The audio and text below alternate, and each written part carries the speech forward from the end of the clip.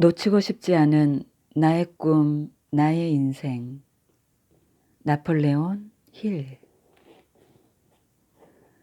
사고라는 것은 하나의 물체다.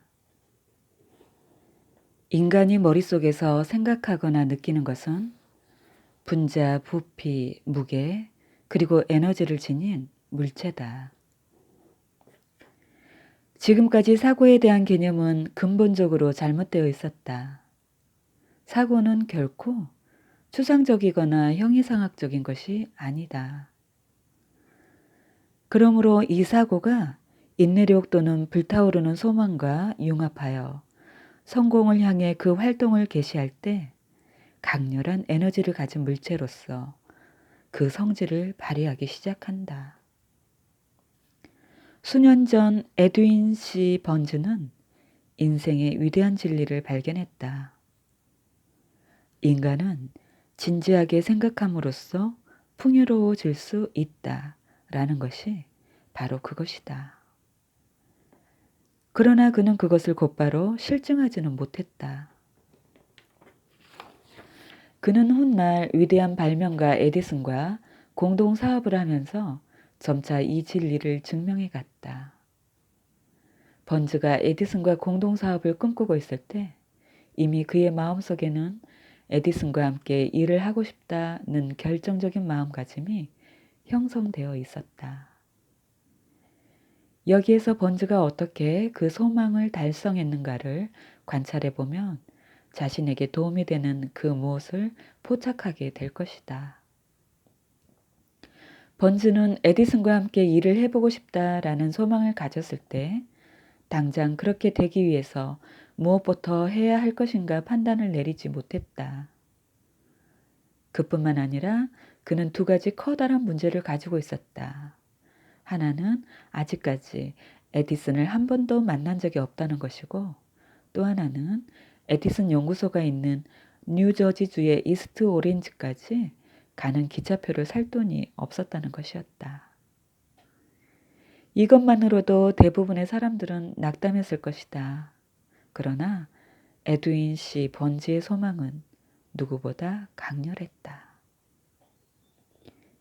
마침내 어렵게 에디슨 연구소를 찾아간 번즈는 이렇게 말했다. 에디슨 씨, 나는 당신과 공동사업을 하고 싶어 먼 길을 찾아왔습니다. 이것이 에디슨과 번즈와의 첫 만남이었다.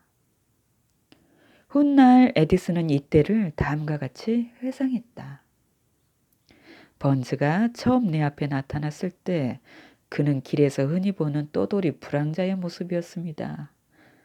그러나 나는 그의 표정에서 한번 결심한 것은 반드시 해내고 말겠다는 강인한 의지를 읽을 수 있었습니다.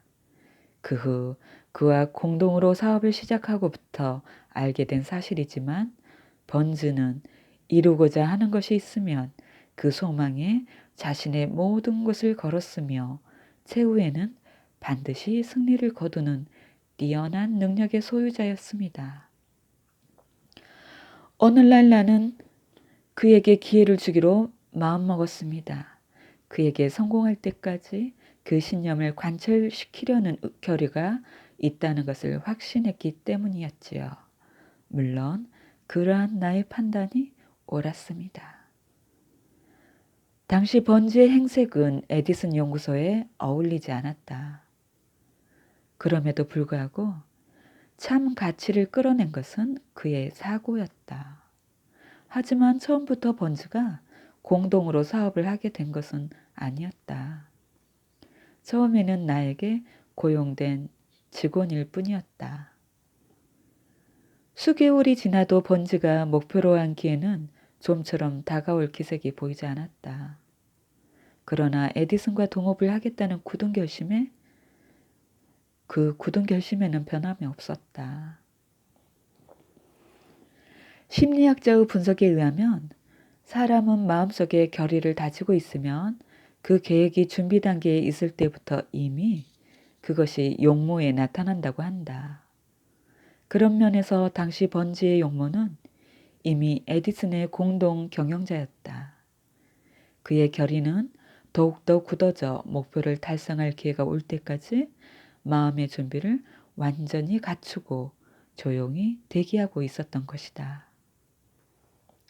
그는 언제까지 이 상태로 있어야 하는가? 이럴 바에야 차라리 마음 고쳐먹고 다른 곳에서 일거리를 찾아보는 게 낫지 않을까 하는 생각 따위는 일체 갖지 않았다. 시종일관 그는 남은 생애에 모든 것을 걸어서라도 기필코 에디슨과의 동업을 이루고 말겠다라고 굳게 다짐하고 있었으며 그것이 이루어질 것이라고 믿고 있었다. 아마도 당시에는 번즈 자신도 그 힘의 중요성을 정확히 인식하지 못했을지도 모른다. 그러나 이 목표의식의 강렬한 힘은 모든 부정적인 의견을 뒤엎고 끝내는 자신의 운명을 활짝 꽃피우는 결과를 가지고 왔다. 드디어 기다리던 기회의 문이 열렸다. 그러나 그것은 번즈가 기대했던 것과는 다른 형태로 나타났으며 그 방향도 전혀 예상하지 못했던 것이었다. 이것은 기회가 가지고 있는 속성 중의 하나로 기회는 항상 뒤에서 살그머니 다가오는 장난스러운 습성이 있다. 또한 기회는 불운이나 일시적인 패배의 그늘에 숨어서 은밀히 찾아온다. 그래서 많은 사람들은 흔히 기회를 놓치고 만다. 마침 이 무렵 에디슨은 신제품인 에디슨 축음기를 완성했는데 에디슨 연구소의 영업사원들은 이 제품에 그다지 흥미를 갖지 않았다. 그러나 번즈는 이것이야말로 기회라고 생각하고 그 신제품의 판매를 막고 싶다는 의사를 밝혔다. 그 결과 번즈는 이 축음기를 훌륭하게 팔아치웠고 마침내 미국 전체의 판매권을 획득하게 되어서 큰 부를 손에 쥐었다. 또한 그 당시 번즈는 대단한 진리를 깨닫기 시작했다. 그것은 진지하게 생각을 거듭하면 반드시 성취된다는 확신이었다. 번즈가 바라는 부가 어느 정도인지는 모르겠으나 그는 그 당시에 이미 2,300달러를 손에 놓고 있었다. 2,300만 달러를 손에 놓고 있었다. 그러나 그 금액보다 더욱 중요한 것은 마음속에 싹튼 소망이 말을 통해 명확한 형태를 갖추면 그것은 반드시 현실의 것이 되어서 손에 들어오게 된다는 결정적인 사실을 체험한 것이었다. 번즈는 끝내 소망을 이루어 에디슨과 공동 경영자가 될 수 있었다. 게다가 막대한 부도 쌓았다.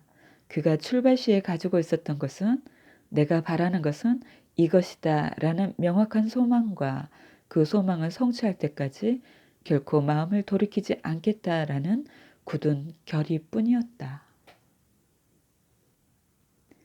실패의 최대 원인은 일시적인 패배에 너무나 간단히 단념해 버리는 것이다.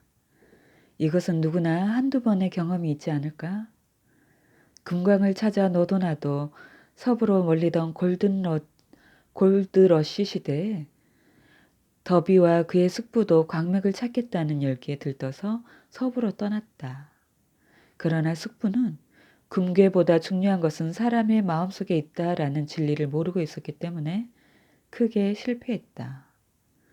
숙부는 삽과 곡괭이를 가지고 서부를 돌아다녔다. 그리고 곧 광맥을 찾아냈다.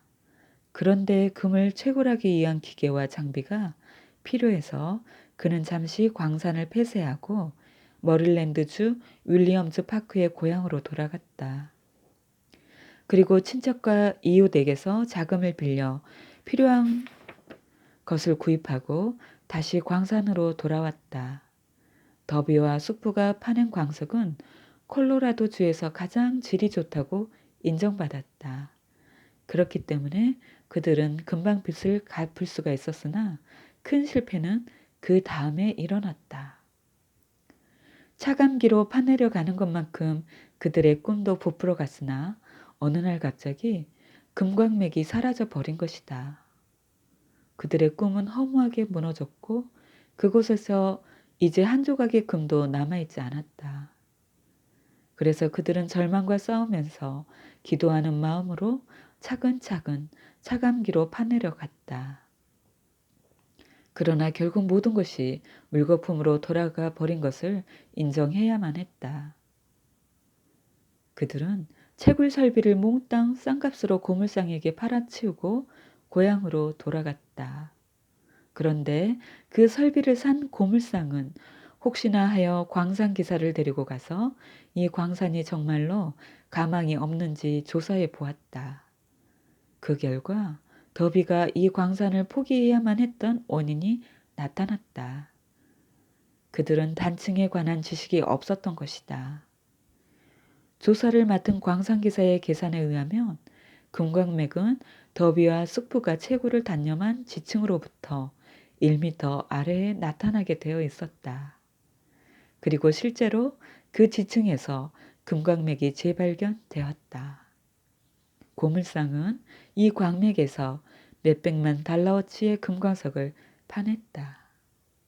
이것은 소망을 단념하기 전에 보다 큰 확신을 기하기 위해 전문가의 의견을 듣는 자세와 그렇게 할 마음의 여유를 가진 자에게만 주어지는 대가였다. 절망 저편에 성공이 기다리고 있다. 나중에 그 이야기를 들은 더비는 뼈저리게 후회했다. 그러나 그 후 이 대실패의 경험은 더비가 생명보험 회사에서 세일즈맨으로 일하는 데 큰 도움이 되었다. 서부에서 겪은 대실패가 사소한 부주의에서 일어났다는 것을 깨달은 더비는 이것을 보험이라는 새로운 세계로 뛰어든 자기 자신의 철저한 교훈으로 삼았다. 목표한 손님이 노라고 해도 결코 단념하지 않겠다. 광산에서 당한 실패를 2번 다시 되풀이하지 않아야지 라고 다짐한 더비는 연간 100만 달러가 넘는 실적을 올리는 등 단시간에 세일즈맨으로 성공을 거두었다. 그는 단념하는 사나이에서 한번 달려들면 놓치지 않는 끈질긴 사나이로 변신했다. 어느 경우든 성공을 거둘 때까지의 인생, 그것은 절망과 좌절의 반복이다. 일시적인 패배에서 모든 것을 단념하기란 매우 간단한 일이며 더욱이 그 좌절의 그럴듯한 변명을 다는 것은 그다지 어렵지 않다. 그래서 대부분의 사람들은 일시적인 실패로 곧 소망을 포기하게 된다. 미국에서 성공한 사람으로 불리는 500명 이상의 사람들이 나에게 한 말의 공통점은 위대한 성공이라는 것은 사람들이 패배의 투구를 벗은 시점을 불과 얼마 지나지 않았을 때에 찾아온다. 라는 것이다. 실패는 마치 사기꾼과 같이 교활하고 얕다. 성공이 가까이 왔을 때 우리에게 필요한 것은 이 사기꾼에게 현혹되지 않는 명민한 지혜이다. 어른을 꼼짝 못하게 한 소녀. 더비가 하드녹스 대학을 졸업하고 금광에서 경험을 살려 인생의 새로운 첫걸음을 내디디려고 결심하자 행운의 문이 그의 눈앞에 열리기 시작했다. 그는 노라는 말이 반드시 진실한 노를 의미하는 것이 아니라는 사실을 알게 되었다. 어느 날 오후 더비가 쑥부를 도와 낡은 맷돌로 밀을 빻고 있을 때의 일이었다. 그의 숙부는 많은 흑인 소작인들을 거느린 대농장의 경영자였다. 그때 조용히 방앗간 문이 열리더니 한 흑인 소작인의 어린 딸이 들어왔다. 숙부는 그 소녀를 돌아다보며 쌀쌀맞게 말했다. 무슨 일이냐? 그녀는 귀여운 목소리로 대답했다. 엄마가 50센트를 받아오라고 하셨어요. 안 돼. 빨리 돌아가. 네. 하고 소녀는 고분고분하게 대답을 했지만 한 발자국도 그곳에서 움직이려고 하지 않았다. 숙부는 일에 열중하고 있었기 때문에 소녀가 여전히 그 자리에 서 있는 것을 알지 못하고 있었다. 숙부가 다시 얼굴을 들었을 때야 비로소 그녀를 보고 버럭 소리를 질렀다. 집으로 돌아가라고 했는데 뭐라고 했느냐? 빨리 가지 않으면 혼내줄 테다. 그러자 소녀는 다시 네 라고 대답했다. 그러나 역시 꼼짝도 하지 않았다. 숙부는 맷돌에다 쏟아 넣으려던 밀가루 포대를 바닥에 놓더니 곁에 있는 저울대를 집어들고 험악한 얼굴로 소녀 쪽으로 다가갔다. 더비는 숨을 죽이고 돌아가는 사태를 지켜보았다. 몹시 화가 난 숙부의 얼굴 표정을 봐서 틀림없이 당장 큰일이 벌어질 것 같았다. 숙부가 소녀 앞에 당도하기 직전 소녀가 먼저 한 발 다가섰다. 그리고 숙부를 올려다보면서 또렷한 목소리로 이렇게 말했다. 어쨌든 엄마는 50센트가 필요한걸요. 숙부는 걸음을 멈추고 찬찬히 소녀의 얼굴을 들여다보더니 저울대를 바닥에 놓고 주머니에서 50센트를 꺼냈다. 그리고 소녀에게 그 돈을 내밀었다.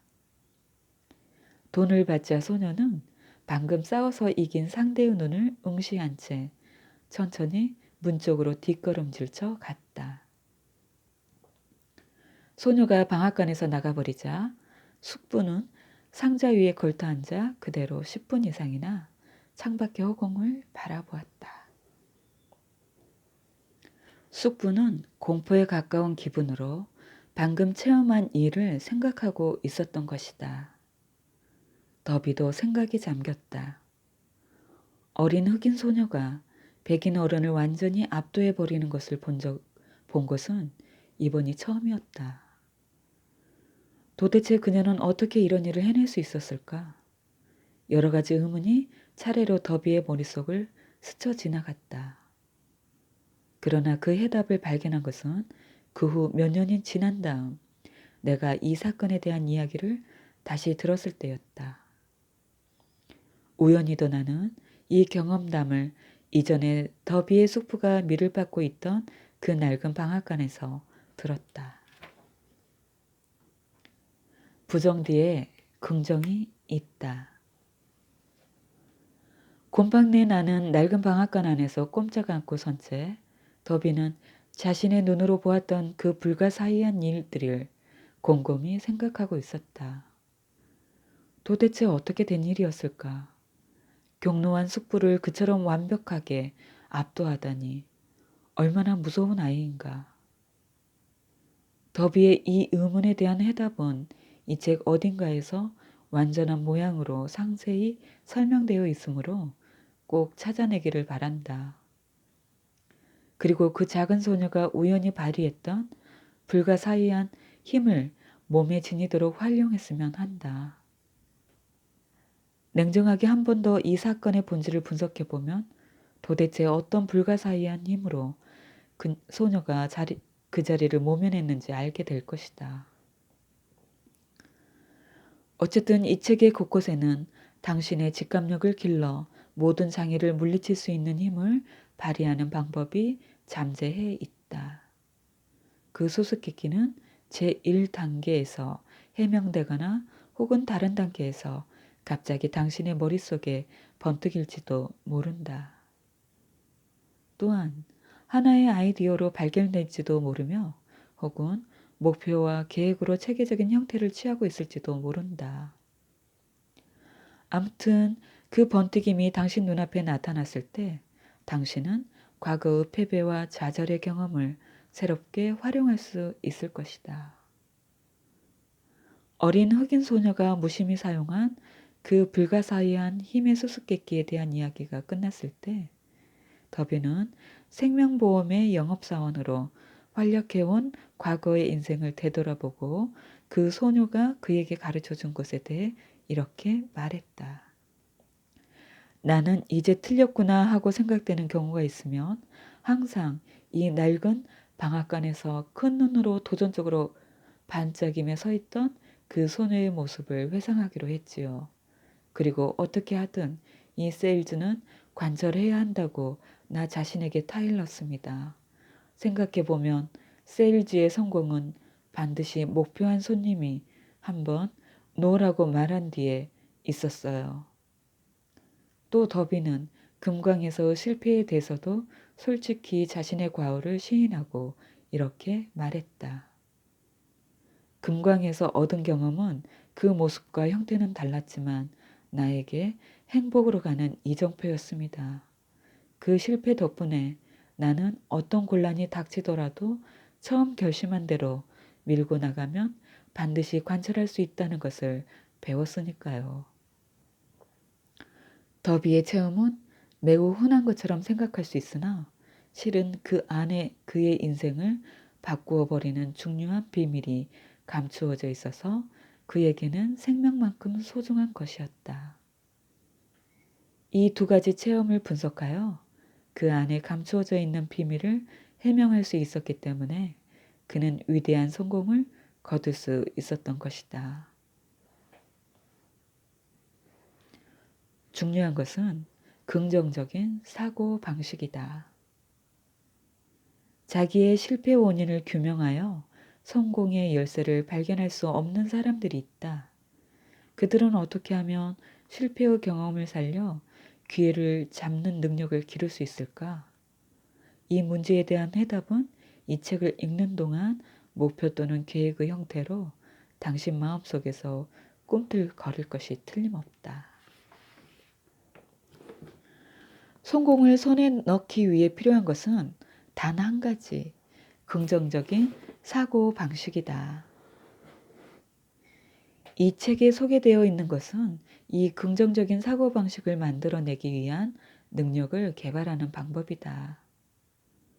이 방법에 대해 말하기 전에 다음 말을 음미해 주기 바란다. 부와의 만남.